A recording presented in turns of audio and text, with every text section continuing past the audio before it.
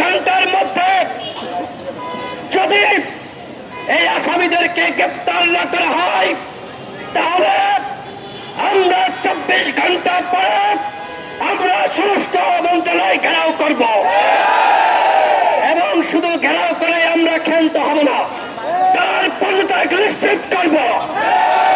তিনি কেন আসামিদেরকে ধরলেন না, তিনি কি তাদের সাথে আঘাত করেছেন, আমরা সেটি জানতে চাইব।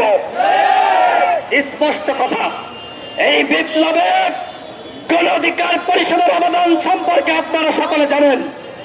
আমাদের 11 জন সহযোদ্ধা শহীদ হয়েছে, অসংখ্য সহযোদ্ধা গুলিবিদ্ধ হয়েছে।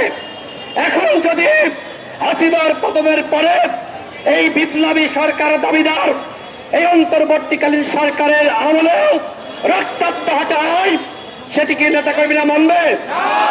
আমাদের সারা দেশের নেতাকর্মীদেরকে বলবো, আপনারা প্রস্তুতি গ্রহণ করুন, ওই স্বরাষ্ট্র মন্ত্রণালয় ঘেরাও করতে হবে।